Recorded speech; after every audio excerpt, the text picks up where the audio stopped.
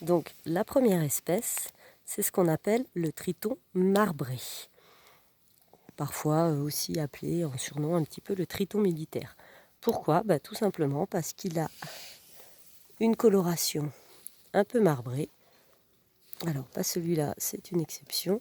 Celui-ci, donc marbré vert et noir, marron foncé, type militaire un petit peu, qui sur tout le corps.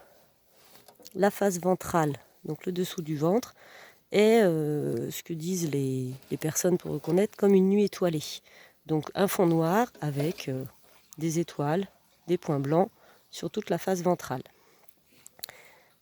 Donc tritons assez gros, qui peuvent faire dans les 18 cm. Et ici, nous avons les deux sexes. Donc celui-ci et sa copine qui est là. Donc là, vous avez l'exemple du triton marbré femelle. Donc vous retrouvez les couleurs verte militaire noire en marbrure. Et vous voyez sur le dos une ligne dorsale centrale qui est orangée, qui peut être beaucoup plus orange-rouge, en particulier quand les tritons sont en phase terrestre, c'est-à-dire quand ils ne sont pas dans l'eau.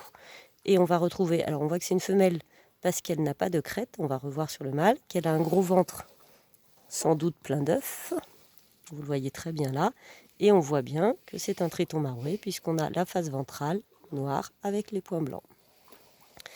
Et donc, femelle, pas de crête, la ligne dorsale et un gros ventre.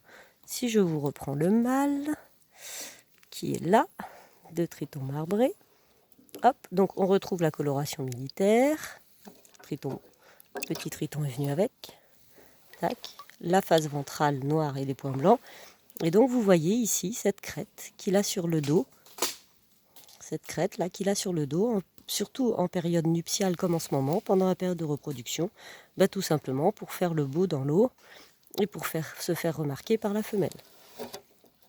Alors vous voyez sa queue aussi, longue, plate, avec une coloration assez spécifique, avec cette bande blanche nacrée un petit peu et noire en dessous, qu'il va agiter justement dans l'eau pour faire des reflets de lumière et séduire les femelles. Et donc vous voyez, si je le mets dans l'eau, on verra sans doute un peu mieux sa crête qui se déploie et qui lui permet de se pavaner devant les femelles. Voilà, vous voyez un petit peu mieux les crêtes là peut-être quand je les filme dans l'eau.